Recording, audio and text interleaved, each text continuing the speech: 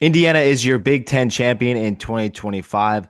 Ohio State's undefeated season has come to an end as they lost to the Hoosiers 13-10 in the Big Ten championship and fall to number two in the college football playoff rankings.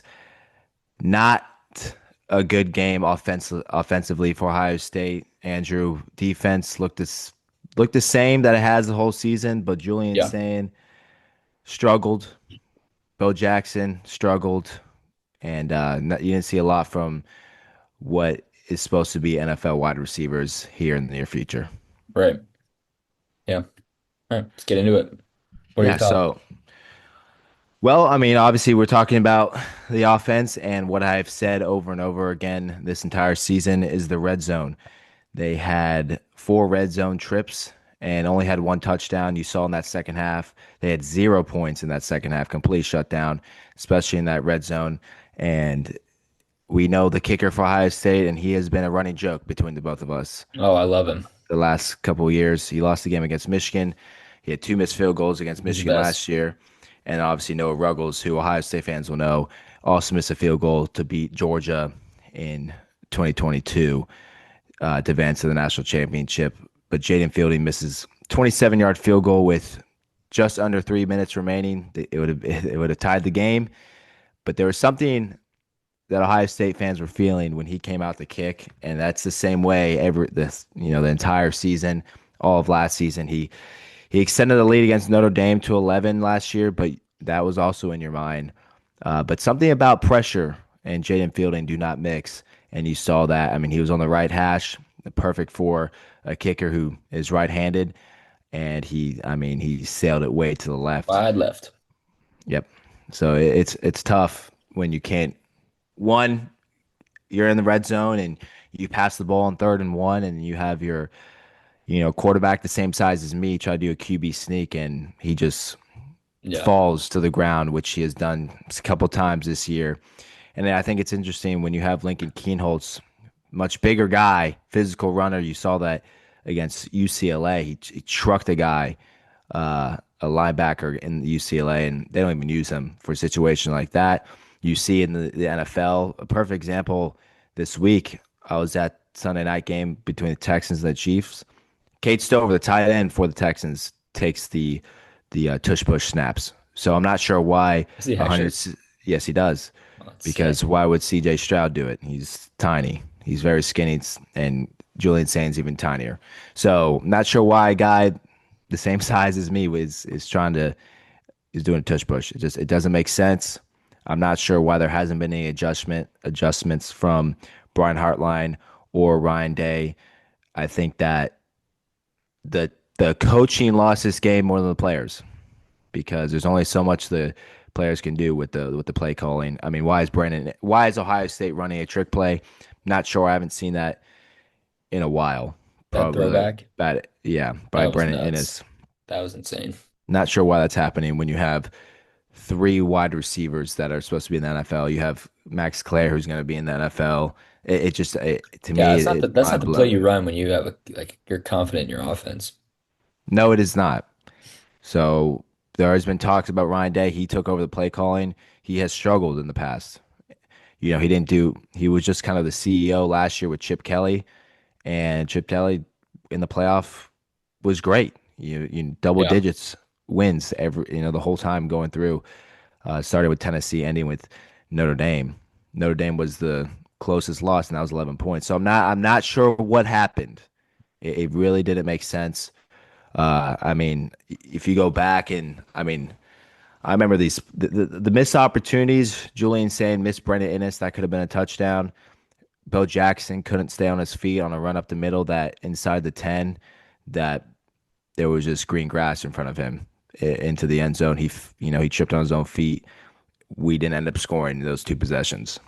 So those are two possible touchdowns, at least 10 points, assuming that Jalen Fielding can make at least a 20-yarder, but he showed he couldn't make a 27-yarder. So you're not going to win games when your quarterback misses wide open receivers. In fact, he doesn't even pass to him when you're running back, trips on his own feet going into the end zone. It's not going to happen. I mean, Indiana scored 13 points. I'll give them credit for the first Big Ten title since 1967 and ending a 30-game losing streak to Ohio State. But I think Ohio State was a better team. I think they lost this game more than Indiana won it when you score 13 points. Okay. Yeah, I've seen some debate on that, whether Ohio State lost it or Indiana won it. I think two things can be true at the same time. I think Indiana defense played lights out. I mean, they were in Julian Zane's face all game long, and that's the thing that Michigan had to do, and they couldn't. And you saw the impact. I mean, he looked panicked back there. He was getting hurried. He was finally getting hit. Like, how many sacks were there in that game? Do you know off the top of your head? It's probably 8. That seems like a lot, though. I think it was like five or Maybe it six. might have been 6. Isn't that like as many as they had all season? Ohio State Uh, giving up. yeah, that was the most. That was the most in a single game. Right, but I'm saying like I think they had like It's possible. less than 10 all season. Probably like something like that. That's some crazy stat. So they had 5 sacks. So they probably they would have given up. I can't imagine they only gave up 5 sacks in 12 games. But I will say that it is possible. Maybe it's around probably 6. I know it's not a lot. No, it's not. I can't. But But 5 would be crazy if they only give up 5. Did you see that on Twitter or read that? I did somewhere. I can't remember. I think it was Ohio State, but maybe it wasn't. But regardless, I think Indiana's defense played lights out. Yes, there's just like was a lack of urgency, I thought, from Ohio State on the offensive side of the ball. Like even down three, like with the game on the line, they're slow to the line of scrimmage, they're slow to the ball, they're just very methodical. I know they've been a slower paced team all year, but I mean at some point you have to turn it on, and I, it doesn't look like they ever I'm turned so it on. glad that you brought that up You're welcome. because because how the fuck are you supposed to get your offense going if you're holding on to the goddamn ball? Like I don't understand that shit. You're struggling the entire game, and it takes you Yo, 20 seconds to get up to the line of scrimmage. yeah, There's no groove. I mean, you yeah. can't even. No team players in the NFL can't even get going. Yeah, I expected that type of pace, like when you're up in all your games, like they have been all year, right? Where it's a blowout in the fourth quarter and you're trying to control the clock. But when you're down three in the fourth, I'm like, what are you taking 20 seconds to get to the ball and then throw a 5 yard out? Like, what is Their going last on? 2 possessions, 6 minutes, 12 plays, over 6 minutes, no points. Then 7 minutes and 57 points, no points. Yeah, Double digit drives when in terms of plays, no points. I know it's a missed field goal, but move the fucking ball. Like, god damn it. yeah, You have the best defense in the country. Yes, they gave up a touchdown, but Illinois scored more. yeah, yeah. If you make that field goal, I would probably bet that they get the ball back tied. How much Because time all was left on season the long, clock? who's driving 80 yards against Caleb Downs and Arvell Reese and Sonny Styles? Nobody has done that. Yeah, no, you're right. I mean, I will say Indiana had the interception. They had the missed field goal too. So it wasn't like it took their best game to eke out a win. But I agree I don't think it was like Indiana's just better. I don't think that's true. I think Indiana, I mean, clearly Indiana is good enough to beat anybody, I think, in the country. Um, and I think that took some time for me to even make myself believe that, but it's true. I in the middle of that game, I saw Julian Saint start getting happy feet around the probably the fourth sack. He Yeah, was he was getting nervous. getting hit for the first time. Like, That he's a starter. happened. That happened last year, where Will Howard was getting hit more often than usual. But you saw the experience level between Will Howard and Julian Saint in that game. With Will Howard being a fifth-year senior, move out of the pocket. Know the pocket presence a little bit more because there was one play on I believe it was 2nd and 8, and there was no Julian saying the pocket was collapsing. I mean, there was a kind of a circle, but he had time. The timer in his head was going off, but he still had time, and he throws it away. Mm. To me, one, Will Howard is probably maybe trying to scramble. Julian saying can't do that, or Will Howard knows I have a second here. Yeah. So there's a huge experience difference between the two, and you saw it with Julian Sane. He gets happy feet and throws the ball away, because that's to be honest with you, that's probably why the sacks are so low because he's able to just he just throws it away and doesn't Yeah. take the He has sack. been good at evading sacks.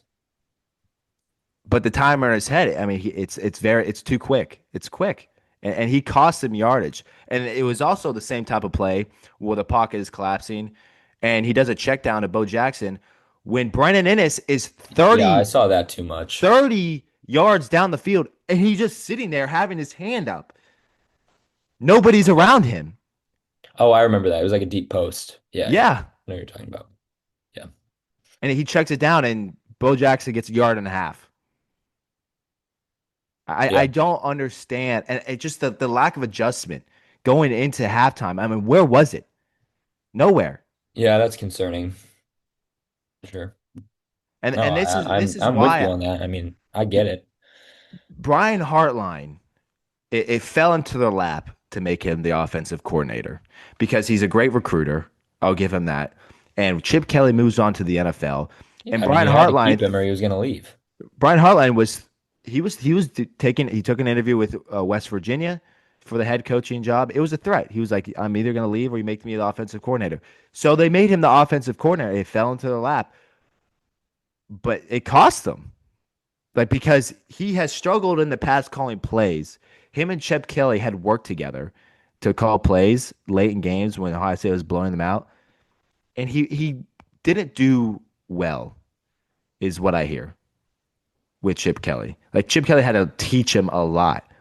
Well, I also remember like wasn't there a few years ago where he was like the co-offensive coordinator Yes, and he like they like took his play calling duties away. yes, he did. Ryan Day stripped it from him, and Yeah. then they had to hire Chip Kelly to just be the full no call offensive coordinator. I mean, maybe you have the title for more money, but that's Yeah. he was completely away from play calling because it's I'm under the impression that he struggles and he can't really do it. And I'm that's probably why Ryan Day later in the season he started helping Brian Hartline again. And that's they're Yeah, not I going to mean, come out they're not going to come out saying that, but it has kind of come out. well, it's going to happen over the next month.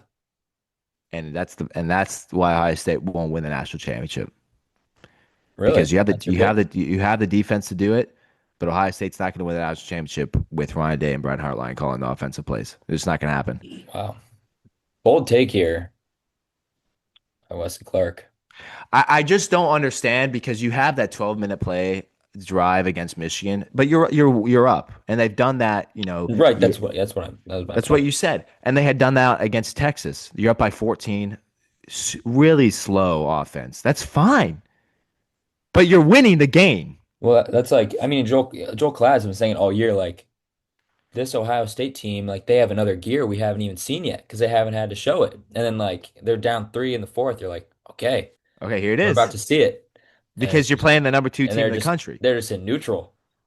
They're just driving in neutral down the field. And then the red zone, I do think the red zone is a concern. I mean, even like going back to the Michigan game where they got stopped on the goal line with like 6 snaps. I mean, Michigan's defense is fine, but like our red zone defense hasn't been that good, especially on the goal line. I was They like, make that's concerning. the teams that they play look like the when they're in the red zone, it's like they're facing Ohio State's red zone defense Sure. all Yeah, year. I I get your mean, point. they had to be creative against Washington. I mean, it was 14-6 for a while, and thank God you have Jeremiah Smith to get a slant pass and run for 20 yards. I mean, it's just hard Yeah. to tackle him. But you didn't have to score in the red zone. So, but then when you get into the red zone, you are 3rd and 1. I'm going to go back to this pass to Jeremiah Smith. There was no options besides Jeremiah Smith on this 3rd and 1 in the red zone. I mean, this has got to be the one of the easier passing concepts to cover because it is just one-on-one, and you have to sink the ball in between the pylon and your receiver. I mean, you're Yeah. facing Indiana, which is one, they're good, but there's no second option for Julian saying, not a tight end sneaking out. So he has to throw it away. And then you go fourth down, and that's when he's short because he just falls. He fell down. Yeah. And then they end up getting the ball back because of their defense, who was on the field more than usual because of, I mean, the Ohio State didn't have the ball as much as they usually are, during games.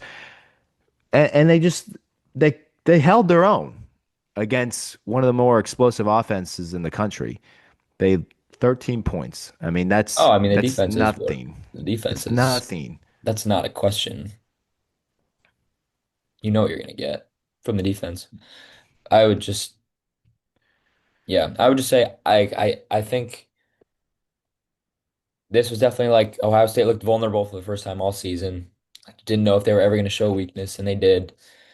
But like you said, I mean, I don't know if it's to me like from the outside, not really the full outside though, but to me like when you're, it's hard sometimes in football to distinguish like okay, what's like play calling, what's coaching, what's just player execution, right? Like it's hard to tell, especially when you're not looking at like the all 22, right? You're just like watching on TV. It's hard to tell sometimes, but when they're like the tempo is absolutely coaching. Like just go. Like just tell them to go. Like why are That's they why wasting time? Oregon in 2014, 2015, they ran something called NASCAR. They had Mariota, but they didn't have this type of offense. The reason why they went to the national championship is because the defenses that they were playing couldn't keep up.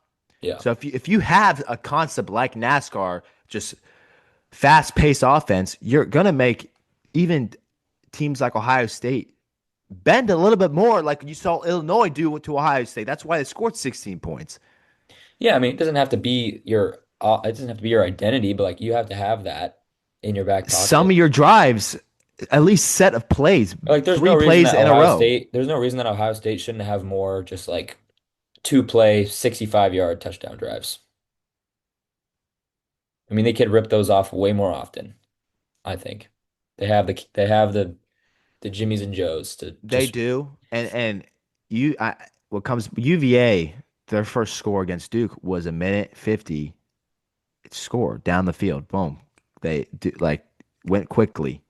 Obviously, I just remember seeing that play develop for UVA on my phone. I'm like, there several a lot of plays in a minute and 51 seconds, and Ohio State is taking 6 minutes to do 12 plays. yeah, I mean that is the Duke defense versus the Indiana defense too. No, I understand that, but it Yeah. just came to my mind. I'm like, when I was had that on my looking at that on my phone, I'm like, Ohio State's not doing that. And Julian saying just he's sitting there waiting for a play call from Hartline or Day, and I'm like, where's the urgency here? Yeah. Like, you're letting Indiana just set up their defense. Just like you have to set up your whole off.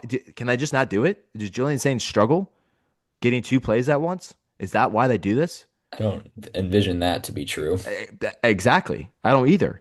So why can't you put pressure on the defense? Because you're just letting them sit there and wait, but it helps. The defense doesn't get us tired. Just like we saw Ohio State bend when Illinois did it. Yeah. Yeah. But Jeremiah Smith over 100 yards again, back-to-back seasons for the first time since Marvin Harrison Jr. Bo Jackson had 1,000 yards this season. Fifth Ohio State freshman to do that. To me, he struggled. I think he's a great back for being a freshman, but I need to see more develop from him because he couldn't stay on his feet. And I think Yeah. when they make contact with him, because against Michigan, he made guys miss, and that's why he didn't go down. Here, Indiana, you slap a leg, you shoelace tackle, and that happened all the time with Trayvon Henderson, where guys would dive, swipe for his leg, and Quinshon, and they wouldn't go down. Yeah. With Bo Jackson, you do that and you go down, and that's why Bo Jackson didn't score on one of the drives that in Ohio State ended up failing on 4th and 1. I mean, that's 7 points right there. Yeah, it's a game. Exactly. So it's just big when I mean, you can't stay up. I mean, you're not going to win. And to me, what needed to happen for Ohio State to lose happened. Bo Yeah. Jackson not playing well, which I think needs to be talked about more. Julian Sane missing passes, having happy feet, the timer in his head, ticking, and obviously Fielding missing 27 yarder. I mean, that's Yeah, I mean that come was on, just come on. Like that's I don't know what you're expecting at this point though. it has been a laughing joke with this guy. I'm sure it has. And I don't agree with the death threats he has gotten, and the No, AD obviously not. has had Obviously to not. has had to come out saying, "Please stop." But come on, I mean, this guy's got to get out of here. He's done. Is he a Like, senior? yes, he is. I feel like he's been there forever. Yeah. So He has been there forever, and it's been tough to watch him. But we can move not on. for me. But I like it. Yeah, but to kind of recap, I would say I was impressed with Indiana. Like I was impressed that it did not take their best game to beat Ohio State. Granted, like Ohio State didn't fully show up. I agree with you on that, but I do think that both those teams are good teams. Like I think Indiana has made a jump from last year. Like that is clear.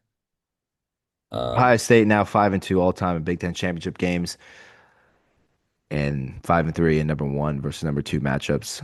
And they got moved down to number two. So if they play Indiana again, it would be the same scenario, and it would also be in the Big Ten championship. I mean, the national championship. yep. Ohio State will face the winner of A&M and Miami in the Cotton Bowl. This will be the third straight year where Ohio State's in the Cotton Bowl. They are 1-1. Third Uh, straight. I didn't even realize that. yes, the year with Kyle McCord when Travion Henderson was taking It's snaps. Missouri, right? Yes, I mean, it's, to me, that was just I don't even understand what We don't happened have to go there. into that one. That was just it was comical. But I mean, I have some questions here. I mean, we hit over. It was just Ohio State lose this game or did Indiana win it? Is a red zone failure a one off? Absolutely not. I had this group chat with. Absolutely not. It's not a one-off, or It's is not a it? one off. It is a real concern. I can just pull up text messages that I have with the group chat with people from Columbus, and I said 2 months ago this will be the reason why Ohio State loses, and we saw it. Sure enough, yeah. Does Ohio State deserve a number two seed even after this performance? They're not going to drop below. You weren't going to put Texas Tech before them. I mean, I would have been fine if they Oh no, I put. mean, I thought maybe they'd slide behind Georgia. Yeah, I mean that would have been fine, completely reasonable. But there were something But fine about with it. seeding, and they wanted to make sure Miami didn't get a home game if they had won. Was part of the reason why they were seeded number two. Uh, which moment was a true turning point? I mean, to me, it was Julian saying not getting that first. I mean, come on, you're at the Yeah, 11 that yard was line. rough. That was very rough. I mean, you're 1 yard away. Just falling too. You're 1 yard away. This has happened before during the season where he didn't get it. So I was confused. I was like, okay, they're probably gonna give it to Donaldson, and he does it himself. I mean, it's just that was a turning point. Like it. I mean, I understand that the chip shot field goal is really the reason why he lost, but you that field goal could have been a clinching moment of winning the championship if Sane gets that 4th and 1 Yeah. because so it's and a 33-yard pass from Fernando Mendoza. I mean, that's you really lost the game. I'm sorry, like the game was over. What, on the 3rd and 6? You thought the game was over right there before that happened? The 3rd and 6, the deep pass. Yeah. Yeah, I thought the game was over. Oh, I thought if they got a stop right there, No, it was still a game in my eyes. no, not the way that Ohio State was moving the ball. I Okay. have, Fair enough. I mean, back in the years with JT Barrett, with this type of situation, it felt like I mean even back to the when we played you guys last year, if we got the ball back, it just you can't. There's something about you just couldn't move it. You can't. They weren't able to move the ball under pressure. So it was, once Fielding missed that, I was like, yeah, that's gonna do it. Well, you did get the ball back, and it was just a 4 and out, and Will Howard threw to the running back twice. Yeah, he did do that. And in fact, he missed Threw it over Henderson on his one. head, actually. Yeah, I don't think he he had a did. completion. He did not have a completion. Henderson couldn't even get to the ball. Yeah. But yeah, I mean that's. I was asked at work if this was if I was heartbroken, and I was like, I want to win the game. I want to win every single game. I want to ruin the sport because Ohio State goes Okay. obviously. Sure. That's a stupid question to ask me. But I was like, it's not as bad because we are in the playoff. I mean, if it kicked us out of the playoff, yeah, I'd be crashing out. That's fair. So yeah, it could be worse. But no, it sucks, especially when you know you can win the game. You know, it's not like Ohio State's competitive in every single game, even the ones that they lose. Like they have a shot to win every game. Yeah. So when they don't, it's like it's you have your what ifs. Oh, yeah. So you know, this is not it's not we're not Purdue where Purdue runs trick plays, but I guess we are now. Heck, I guess you're Purdue. I thought that was going to work, too. And the dude just came out of nowhere to make that tackle. We'll end up being a flag. Oh, that's right. That's Yeah, right. chop block. You're right. You're right. You're right. I just forgot about that. So nonetheless, Ohio State plays A&M or Miami in the Cotton Bowl. I mean, we'll talk about that when the time comes, which will be in a month. It feels like that'll be a Yeah. I mean, you got time to fix things, fix some things, work on some things. yeah. You know, when Ohio State the regular season ended for Ohio State last year, I actually placed a bet that Ohio State would win the Natty. That I don't feel the same way No? this year. No, I do not. I do not feel the same way. I'm not as confident. And I am things happen. Like people lose games. I mean, you see in the NFL, you see in the MLB. You know, the Bills losing the Dolphins. Yeah. Like we almost saw the Commanders beat break the Broncos streak. Like you lose games, but there's something about like the way you play and like just the vibe, especially when you've been watching for so long. When I say lost to Michigan last year, there was Ryan Day firing tweets. Obviously, people would make a count fire Ryan Day. I was at that Tennessee game. I'm telling you, everything that happened in the past was gone. And the only reason why it kept getting brought up is people like Kurt Herbstreit calling Ohio State fan base the lunatic fringe. And I just want to put it out there that Kurt Herbstreit is no longer accepted in Columbus. He just isn't. This is not this is not a hot take. These are things that I've been told from people in Columbus and other who are a part of the who have family who are donors. Why? Because They his son don't plays at Michigan? know because during broadcasts he has thrown Ohio State under the bus Hmm. several times, and with a lunatic fringe was just an insult, and told and said on air it would be better if this game was played in Tennessee because the Ohio State fan base doesn't know how to handle it if they lose. Eric said that? Yes, he did. And then obviously, I mean, I don't really care that much that his son plays at Michigan, but don't go on a podcast saying how blasting how nobody in the program congratulated you for your son committing to Michigan. Why would we do that? Why would you expect that? Like, do you not understand the rivalry? I'm confused. Is it because you Some were a people. loser quarterback? Is that why?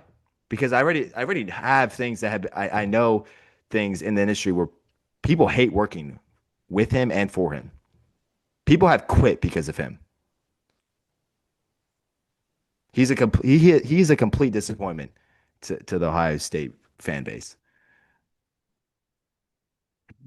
Oh, on that note, he's welcome in Ann Arbor anytime. So You got him. take You him. got go off. All right, should we move on? We went a little over there, so Yeah, I mean I'll now make obviously, yeah. I mean you can Michigan I'll take basketball doing it. a great I want to job. start. Yeah, I want to start with the positive about Michigan because our basketball team is damn good. Um, for me, like I pay attention to analytics in basketball way more than I do in football because I just like understand them and I know what they mean, and so it's easier for me to follow. Michigan right now is ranked number one on all analytical sites. So there's multiple. I think there's like five that are like kind of the go-to.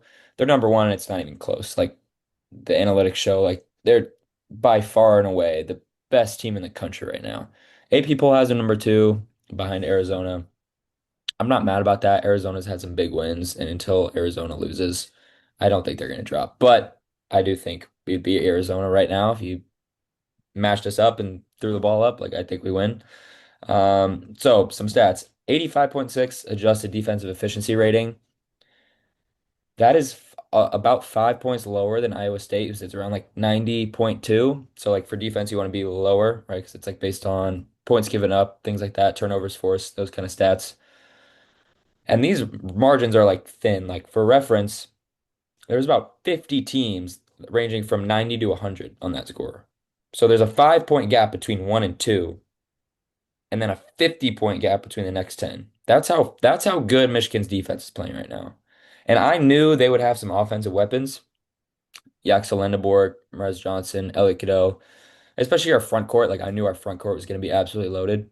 But this defense, like I don't even think I can't really point to like a guy where you like, yeah, he's gonna lock up anybody's best player on any given night. Like it's not really like that. It's just as a team, they're so good at just communicating. They're so good at ball screen coverage. They're a really good rebounding team, which was a huge issue last year, and they force a ton of turnovers. So, I mean, I'm really excited about Michigan basketball. It seems like whenever the football team is down, Michigan basketball team is up, and then vice versa. Like as soon as Jim Harbaugh starts winning, we get Juwan Howard at Michigan. So What gotta see I've that. seen, Okay. Yep. yeah, no. Well, you can just, I mean, I'm just putting this out there for you to expand on. But the Yeah. point differential between Michigan and their opponents, it's been phenomenal. Like it's not just the Oh, wins, it's the blowouts. no, it's domination. I mean, we beat Villanova the other night, who is not a bad team by any means. I don't think they're very good. Maybe a fringe tournament team. Was up by 30 at half, just kind of took their foot off the gas, ended up winning by 29. But the last like four games, they've won by like about 30 plus. They beat Gonzaga by 40, who's still a top. I think they're 11 right now. Like they've had some good wins, and Michigan just waxed them. Handled Auburn too. Like they just look dominant, and I'm not sure if they're at their best. I'm not sure who could stop them. It would take a really good team, and it would take probably that turnover problem from last year to start, rearing its ugly head again. But really, it's just like that. Any given night, like I think what makes them so good on offense too, because they've put up over 100 points in the last three or four games. They only scored 89 in the last game against Villanova, so that pisses me off. That's where we're at right now. Get mad when they don't score 100. But on any given night, it's a different guy you can go to. Like against Villanova, Yaxel Lendeborg, who I would consider our best player, I think he had like 5 points. Like what barely was even shooting the ball. There was another game where a Daimara barely scored. Like there's just so many weapons that you can go to, and that's what makes them so dangerous. Like it's not their off night is not going to feel like an off night to me because so many people can step up. So that's what I think about that. And then I have written on here like they're the fourth highest total efficiency rated team on KenPom, which like KenPom is the kind of the go-to analytics site for college basketball. Fourth highest in the country, you ask? No, fourth in history. History since 1997, I think, when KenPom started was first like introduced, and kind of the analytics side of things was introduced. So it's absolutely insane the way they're playing right now, and I'm super excited about it. Um, I was a Michigan basketball fan before I was a Michigan football fan, so it holds a place in my heart. Mm. And yeah, I mean, this is a national championship caliber team, so just Yeah, I mean now they are looking the betting forward. favorite to win the Yeah, national championship. which makes me a little nervous, but because you don't want to peak in November, but That's right. at the same That's time, I mean, right. You know, it's there are when Ohio State's ranked number one in the country in football, there is like a there's like a standard you feel like the extra standard they have to meet, and it's like the whole yeah, world knows when you lose. But so Michigan will, at some point, that you will be ranked one. I feel like that rankings go up and down throughout the year, especially with basketball, with so many games. So yeah. I mean, I think you'll be one at some point. yeah, our schedule is kind of light from here if through the rest of December and even kind of like early January. I know Arizona plays Alabama, I think this weekend. It was a good team. So I think like if they lose that, obviously we're jumping up to number one. I could see it happening. I mean, I could see this team going undefeated before we play Michigan State on January 30th, and that game is just going to be electric this year. Yeah, I mean they already have an advertisement for that game. What day did you say that was? January 30th, the first matchup at Michigan State at the Breslin Center. Yeah. No, I already saw on TV they were kind of preparing for that, which Oh is yeah. I'm gonna sit down and watch that too. I mean, there's not much going. I mean, I'll get more into Ohio State basketball once the Ohio State season's over. Yeah. Uh, Better than last year. They just lost to Illinois, who's ranked 13. Ohio State basketball is just not hasn't been the same since Aircraft and Sullinger were on the team. When they went to the Final Four there, but luckily we have football, so it's Yeah, Jake Diebler is not it. yeah. I mean, they're gonna have to figure it out. I mean, you see schools all of a sudden flipping because of NIL, from Indiana, who I do question Indiana's for next year because of the amount of seniors they have and the lack of recruiting they've done with high schoolers. I mean, maybe they're focusing on transfers, but we'll see how they are next year. Yeah, worked out for him so far. Right. Yeah, yeah. All But right, I but mean, yeah. All right, but we'll get into basketball more once football season starts to wrap up and want to move on now because obviously some big news.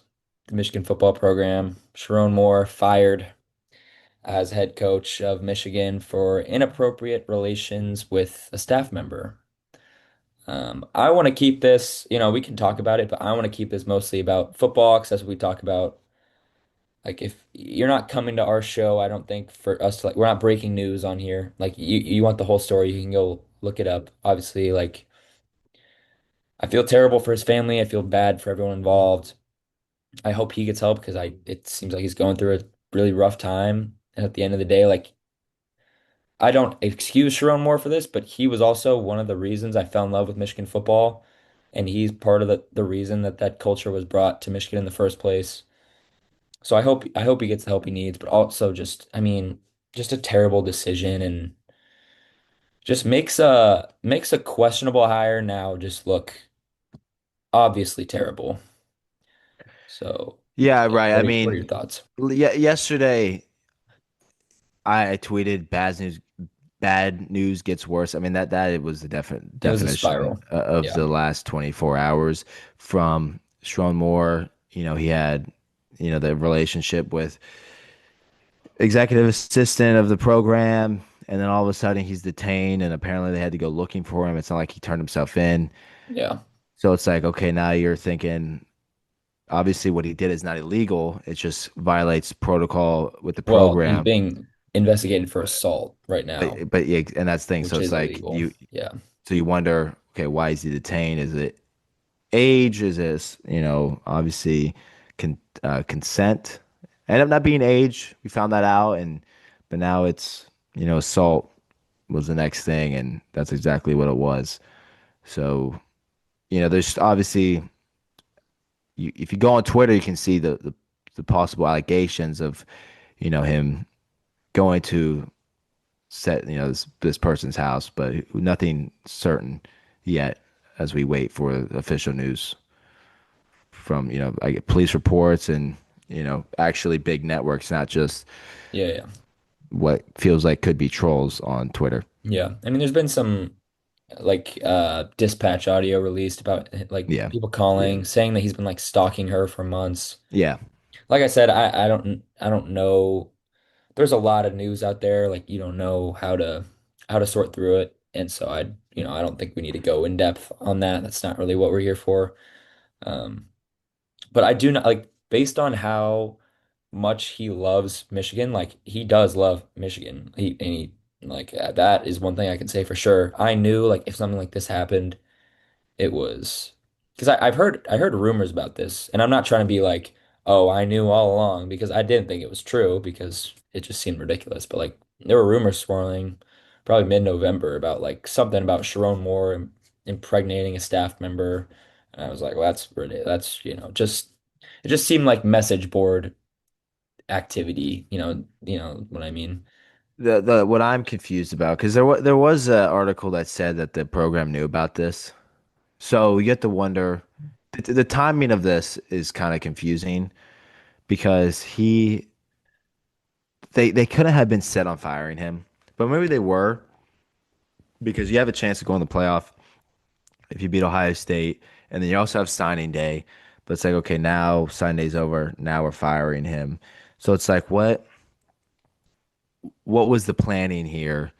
Because he obviously knew that they knew. Like he's Right. Um, so did he know he was getting fired? Was there, like, who knows how they handled this internally? But there's definitely a lot of information that we don't know because of how yeah, this has gone down. and more is going to come out. But I think, from my understanding currently, I think it was something they were investigating for a long time, like maybe even into the summer, like this past summer. And on their investigations, like they found nothing. Both of their stories kind of aligned with each other. And then all of a sudden, like on Monday, she comes forward like about the whole situation, has like proof of like, indisputable evidence, and then they act quickly. So that's what I'm hearing. It could be like athletic director Ward Manuel is getting, criticized pretty heavily right now because, if that was going on and you did know about that for months and you're trying to cover that up, like that does not look good on you, especially with the things we've had happen at Michigan in recent years with him as our AD. It's all a bad situation, and Yeah, I mean, I would project that he's going to also be terminated. It I wouldn't just be surprised. it doesn't make sense to risk the reputation. Michigan's already kind of on thin ice with the rest of college football or just athletics. So you just gotta clean slate. Okay, let me jump in. This is why I had my phone on. Ross Dellinger just tweeted, Michigan board members and university officials held a call early today related to the situation with Sherrone Moore.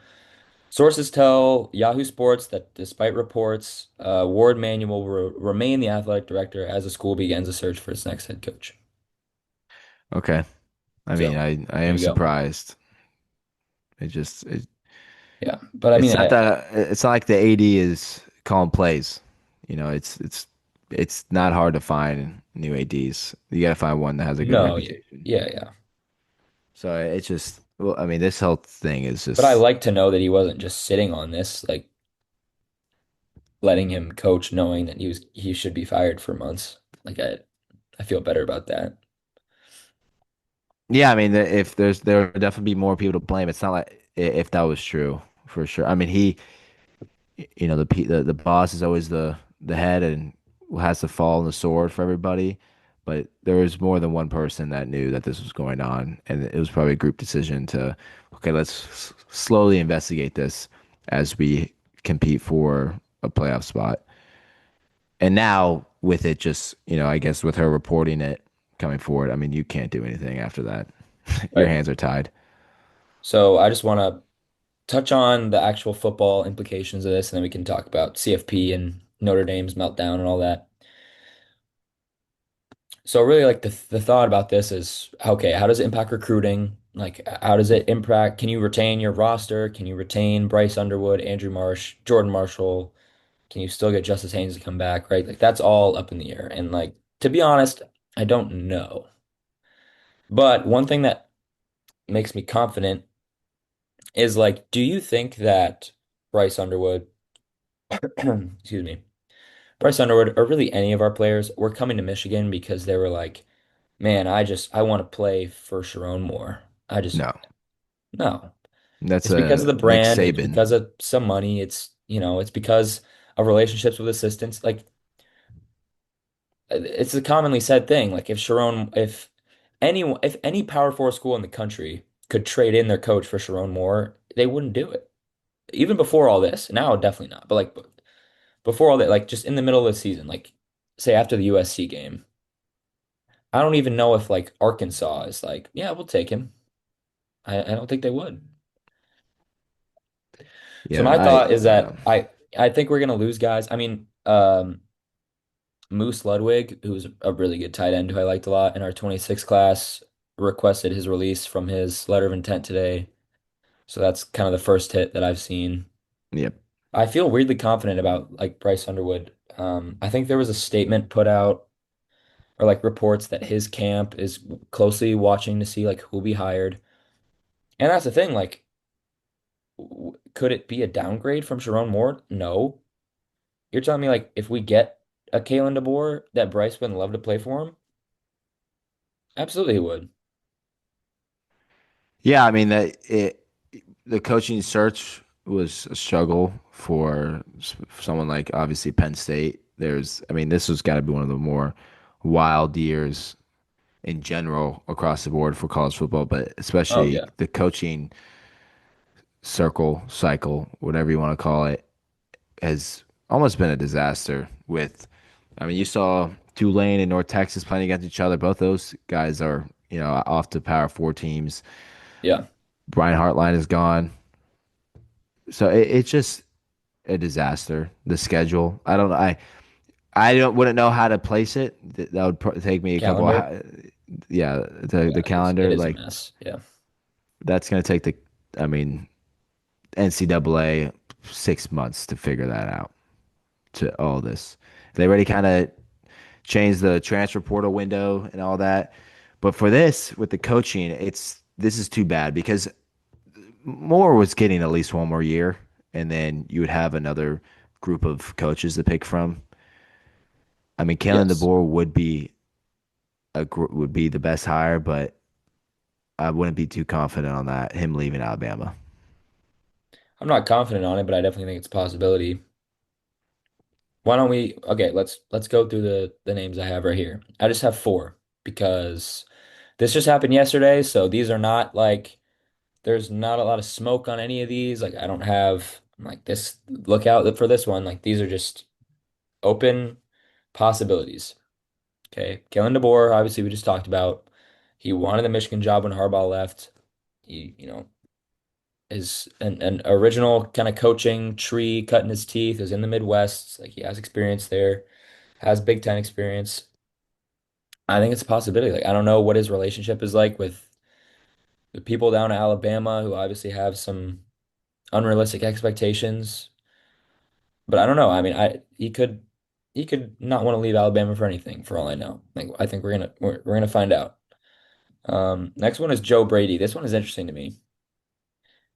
This is like one of the only ones where I would say he's never been a head coach before, but I would still be down with it. He's a Buffalo Bills offensive coordinator. Yeah, So he was the offensive coordinator for LSU when they won the national championship in 2019. Obviously, he did some great things for Joe Burrow. He would do some great things for Bryce Underwood. That's one I just haven't heard a lot about that. Like I don't know if he could be up for an NFL coaching job soon-ish. So I don't know if that's a possibility. Kenny Dillingham's another one on here. I think that one's maybe one of the more likely ones. Like if you offered it to him, I think it's a real possibility. He is an ASU grad and he's from Arizona, so I don't know about that, but like yeah. the Michigan and Arizona State, it's not on the same level. And then I lastly, I have think. Jed Fish Uh, on here. oh, okay. Jed Fish, that one is like the I think that one you can get pretty safely. And I wouldn't be mad about it, but I think I just want to swing a little bit.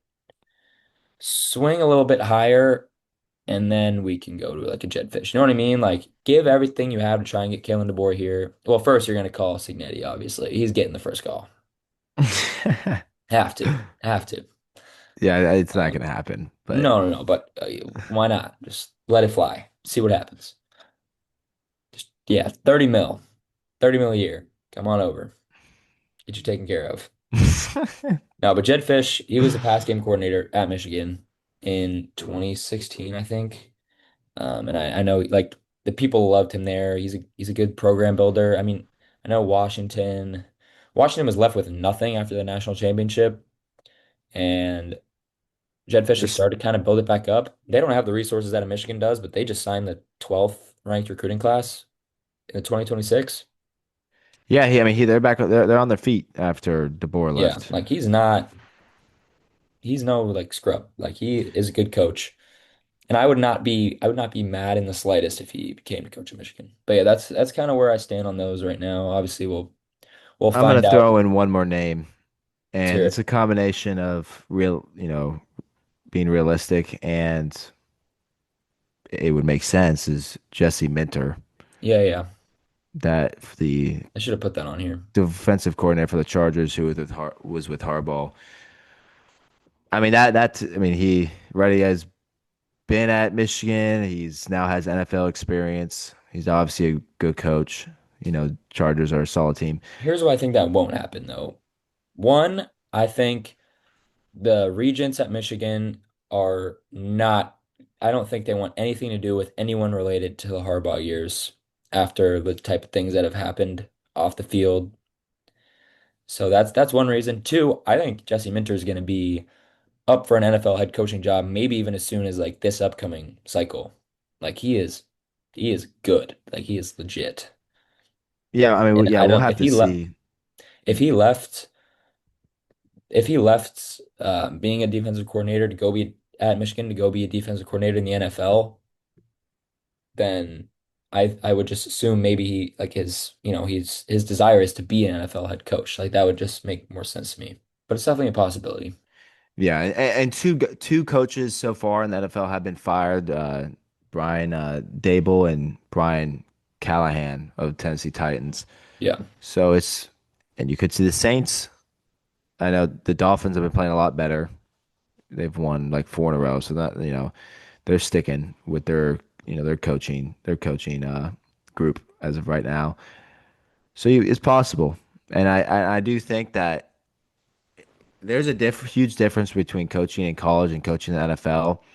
And if you want to go to the NFL, you're gonna do it. If Yeah. you want to stick in college, you're gonna stick in college. Like it's not this back and forth that people. It's not like major minor league baseball and major league baseball where you're working your way up.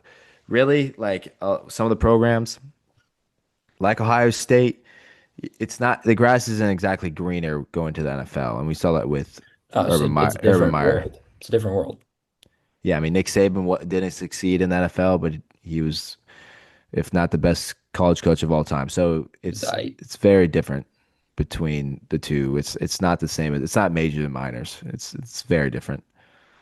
Yeah. So But yeah, those are some early names. Word is that Michigan wants to get a hire by in within the next 5 to 10 days. Something I heard today. Obviously, the transfer portal window's coming up. Um, you got to move like the Michigan roster right now. Like Bryce Underwood is just chumming the water to other schools. Like his agent is getting phone call after phone call from what about Tony Elliott? Not to continue this, but that could be a phone call. If at Virginia. yeah, I don't know. Not a name I've heard at all, actually. Manny Diaz of Duke. I've heard that one a couple times. Yeah, Yeah, we'll see. It just happened yesterday, so I don't have anything to base any of these off of. Like it's just these are possibilities. And again, you never know. Like you never know who you think. Like for instance, like Mike Elko, someone just got extended. You never know if he's just like no, sees Michigan jobs open. Like you know, you never know.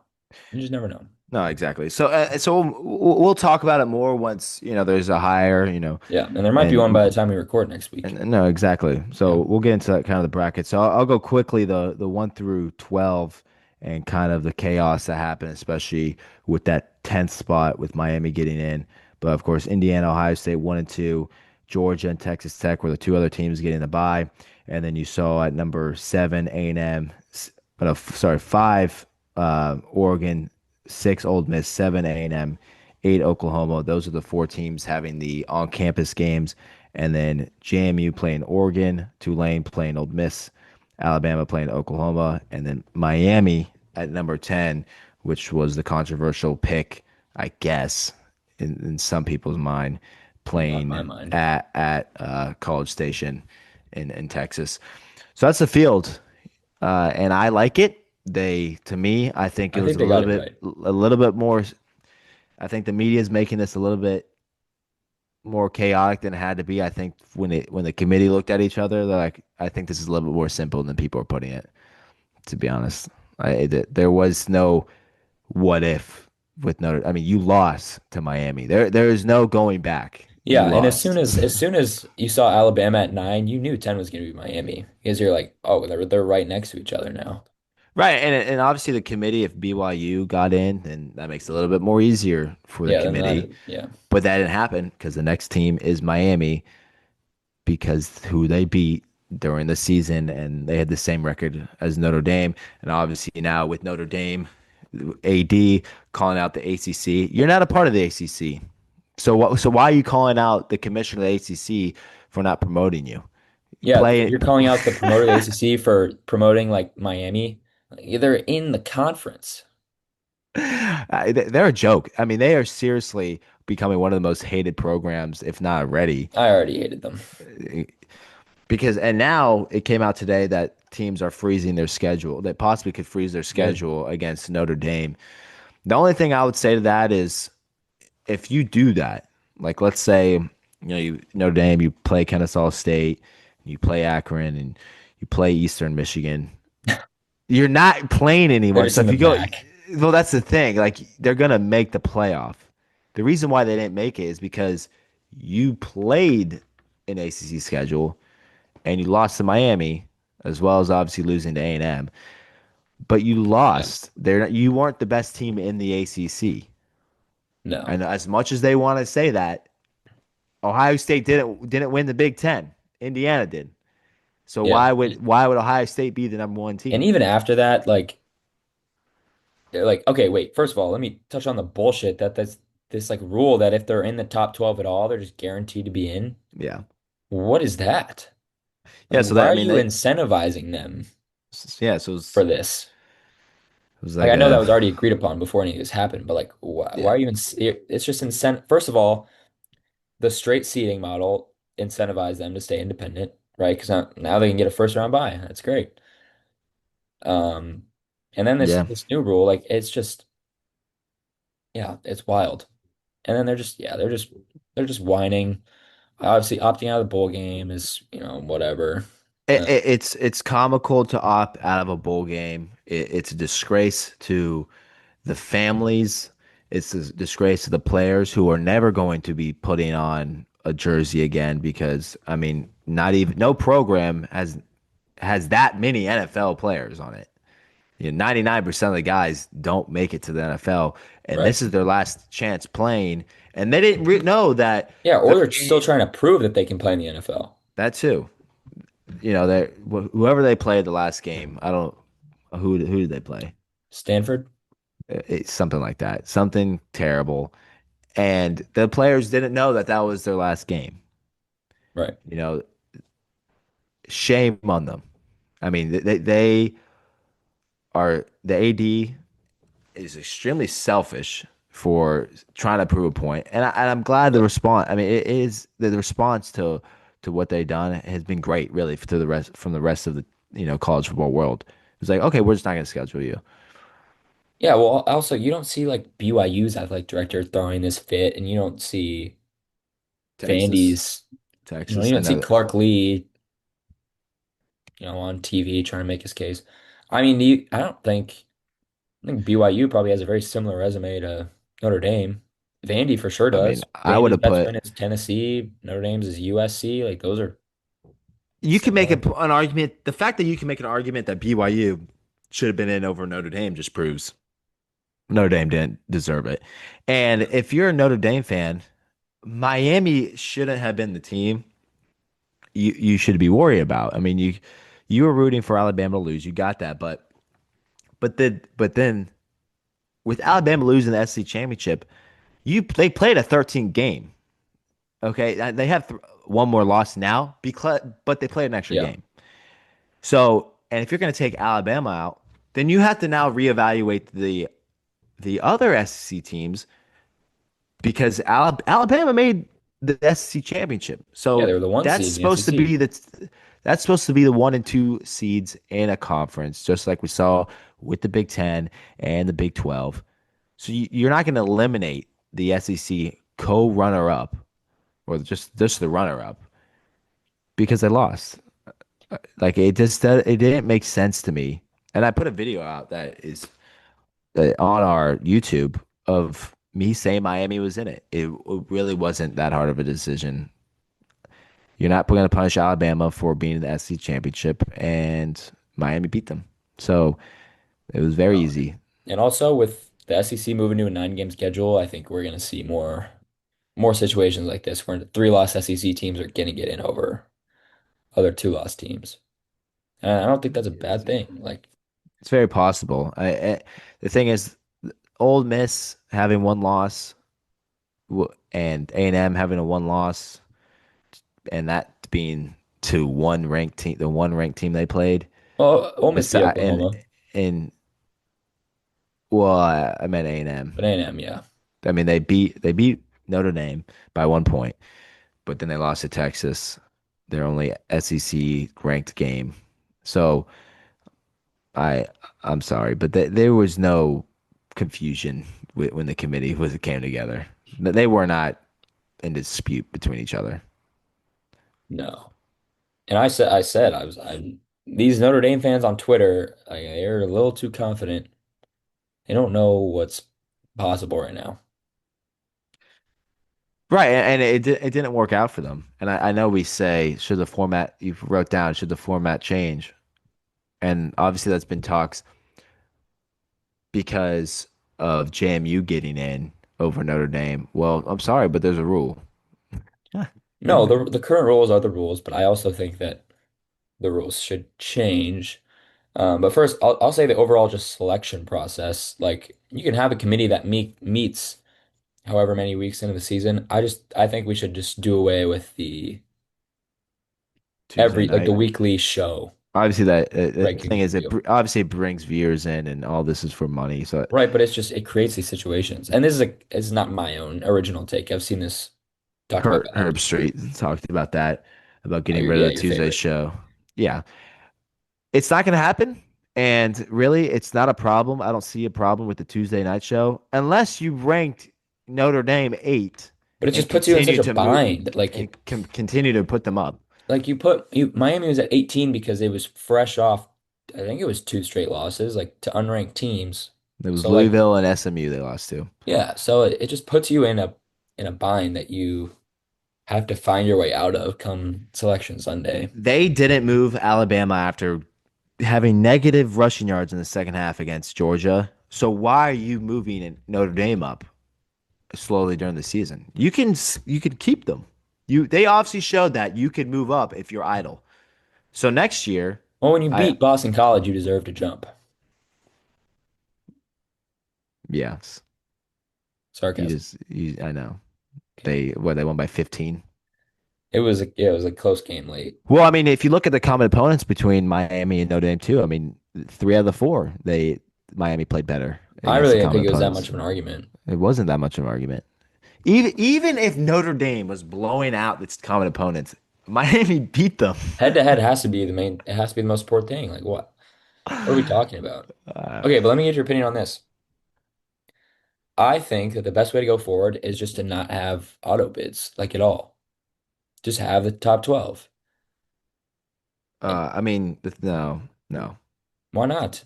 if Because you then the group have of five is just done. no, no, they're not though. Because if you have a group of five team that's good enough to be in it, then they'll be in it. Boise State would have been in it last year Yeah, but if there were no auto bids. Boise State won the Fiesta Bowl. I mean, it's always Boise State as the group of five. They're the only consistent group of five team really out there.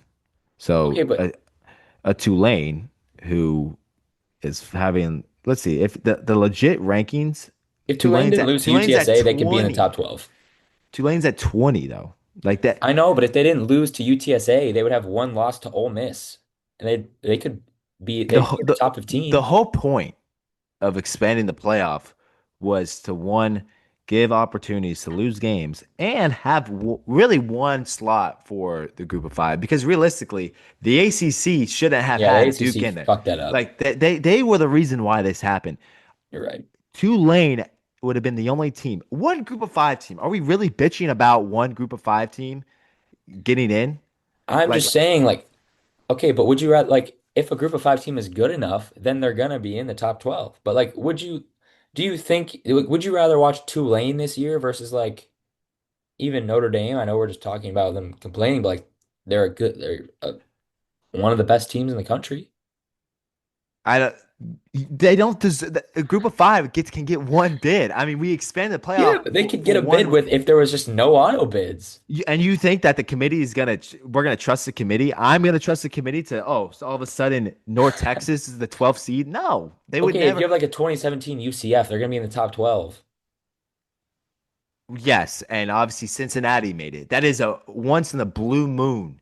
That's what it should be. I'm not. It's Like one team.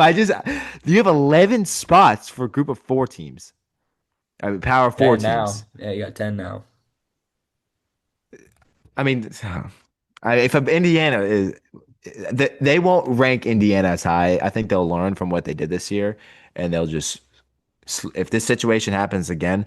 I mean, we expand the Indiana? playoff, and yeah, they're going to be careful with what they do with Indiana moving forward. What do you mean? Because if they're in the top 12, they're in. Okay, but what they did this year, they slowly moved them up, and then they had to back out for what they did. I'm saying, Oh, Notre Dame? yeah. You said Indiana. Oh, Like, sorry. what did Indiana do? Notre Dame. Yeah, it's same state. Yeah, I think Indiana should probably be in. Notre Dame, they're gonna have soft rankings. They're gonna have a soft rank. You might be right, but They're that's a gonna whole different know. issue. Like, that's just the committee is I this don't think as that a whole. I think it's stupid that they had that agreement, but I don't think it's gonna actually help them. Hold up, or It's just not gonna help because they're just they're gonna gonna be keep them at like 13 regardless. they'll be like, okay, like they have in this situation, okay, that they'll have them at 11 or 12, 11. Oh, sorry, you're out. Just like they did this year, they That dropped would them be a spot. hilarious. But Oh, you were in the top 12? Wow, that's crazy. well, that's Well, the thing. Like, you know the rules. if they lose two games next year, I think that instead of having them up at like 9 and 8, they're just going to be at around 12 and 11. They'll be careful for what they do because they know that their hands are tied if they have in Notre Dame. I was about to say Indiana. I just keep thinking about the state of Indiana uh, being, that their hands are tied if they had Notre Dame's in the top 12. So to me, the group of five team, just have, please, just one. I mean, these, Do they you think make this is so guaranteed much every year? money. They make so much money, these group of five teams, like to them, if like JMU and Tulane making it, they make like $20 million for being it. I mean, that is great for the program. But it's just not, yeah. There's just not always, it's not the same sport. It's not the same playing field. I mean, That's it's all I'm just, saying. I'm not saying you eliminate the group of but we five. You knew just, if that. there's no auto bids, But if we they're good knew enough, they'll get in. But we knew that when a group of five was getting auto bid, this is gonna be like it forever. And a team like Boise State, it's always Boise State. They would have made it. They would have made it back in 2006. They would have made it last. They made it last year. Like 2006. whenever they won the Fiesta Bowl, I think it might have been '08. Oh, I'm just like, that's so long ago. But that's the thing. That's why it's not fair to these teams to have all of a sudden, especially with the transfer portal. because everyone from Tulane is gone. But it's fair to North put it, but it's fair North to Texas leave team. It's fair to leave BYU out for JMU. That's not the committee's fault. I know it's Tell not, the but ACC to fix it. It should have been Miami and UVA okay, because then even we were talking Tulane. about just one. We're just talking about one team in the group of five out of 12. Okay. And I will say, to your point, even like this was just a year where you felt like you had more than 12 teams that could really compete. But last year, like I thought you were just trying to fill it out. You know what I mean? Like you're one team away from being like, wow, we almost let Alabama in there What do you mean? Sorry, say. last year when Alabama was like the first team Oh, out yeah, yeah, after the year they had. They like got obliterated by a 6-6 Oklahoma team. yeah. I mean, that's of course they're gonna put Boise State in over them. That is one thing I'll say. Like I don't think we've had enough of a sample size to really know. And like crazy things have happened in these past 2 years that no one thought that a group of five team would get a first round bye, and no one thought that two group of five teams would make it. And that's what happens first 2 years of the 12 team. Yeah, this is obvious. This is a learning. This Like is just an it could just be an experiment anomaly. for everybody. Like that. ACC gets to change its tiebreakers though. I mean, that's insane. I mean, then we don't have to worry about it Yeah. because if Miami and UVA were playing, then they get that one team. Yeah. And I mean they're moving to a 9 game schedule. Like But that that'll also change brings things. you to another conversation. If Miami and UVA were playing each other and UVA wins, why would you still put Notre Dame in? Because we just saw the exact sample. Miami's not in the championship and they got in. So why would you go play the ACC championship if it now puts you at risk for falling under a team that you have the same regular season record as and beat them? Well, based on what they've been doing, they would just keep I'm not saying they would. They should, in that I, scenario, keep Miami over Notre Dame. Would they? I don't know if I trust them to do that I don't know. for an I don't ACC trust team. them. Yeah, it's a lot up in the air. It's a mess, but it's also the greatest sport in the world. Oh my gosh. It is a mess. And I they need to figure out this in Yeah, and we'll see. playoff, the coaching schedule, the NIL, like all of Yeah, it needs adjustments. there's a lot. Yeah, there's a lot. There's good off-season topics to talk about. Like 100%. But in general, the playoff was is a 100%. Every team that's in it absolutely earned it. Well, this, well, earned it if obviously JMU was helped by Duke, but they in the current realm, in the current of way rules, it goes, yes. each team absolutely deserved a spot because JMU was not getting in over five loss Duke. Like it just if Duke had three losses, yes, they would have been in because like they put Clemson in last year, but Yeah, they had five. They lost to UConn, and then obviously Miami beat Notre Dame. It just all made sense, and you're not going to punish Alabama. Like it just, yeah. Come on, like you're not going to do it. obviously not. No. But yes. But yeah, so we'll see this year. This week, bowl games do start. We have the LA Bowl and the HBCU National Championship. It's the Cricket Celebration Bowl just to kick off bowl games. A ton of teams have already opted out, which I do hate seeing that because I enjoy watching bowl games. But the current teams that have declined a bowl bid are Notre Dame, whatever, Kansas State, Iowa State, Baylor, Rutgers, Florida State, Auburn, Temple, University of Central Florida, and Kansas. Some of those are 5-win teams, but they were looking for someone to play, I believe, Georgia Southern in a bowl game, and they denied it. Um, so it is unfortunate. More teams I think might be declining bids, but it's always exciting to watch as we Yeah. will kick Yeah. off bowl season here in a couple days. Yeah. Absolutely. All right. Well, let's wrap there. It's a good Yeah. show. We're gonna have a Yes. lot next week. We can, we can get into these playoff matchups in a little bit more depth. It's kind of scratching the surface, talking about the bracket overall. Yeah, I believe the first game is the 19th, so I mean we'll have Yeah, it. it's a Friday game. Yeah, we'll pregame, we'll Hopefully, preview Alabama doesn't that. have a coach anymore by the time that game's played. Um, but yeah, we'll see what happens there. We'll preview all those games as we move on throughout playoff and the bowl games, and it's gonna be an exciting bowl season. It's been a good season so far for the most part. Just very chaotic, very interesting. Yeah, I'm excited to play Uh, Texas. yeah, I so forgot we'll to mention that because of the chaos that's been surrounding the Michigan football program. But yeah, Citrus Bowl against Texas, actually a pretty fun matchup, and one that we're going to see again in 2027. Yeah, 2027 at Texas. So yeah, maybe they might cancel that before the time comes. But we'll see. But yeah, yeah, yeah, so, fun helmet game too. Crazy helmet game. yeah, Michigan versus Texas. Yeah, just the brands, just the two brands. yeah. It's gonna be All cool. right, yeah, yeah. So. Let us know your bold predictions. I am curious because I always do it. I go to the fantasy app on the ESPN, do my bold predictions. I was seventh in the country last year, so hopefully I can beat that this Yeah, year. that's insane. And those Uh, ball. so obviously go Step Bros under Step Bros underscore pod. Andrew loves Yeah, tweeting. I'm fighting Alabama fans right now. Please help me on there. I need some I need some reinforcements.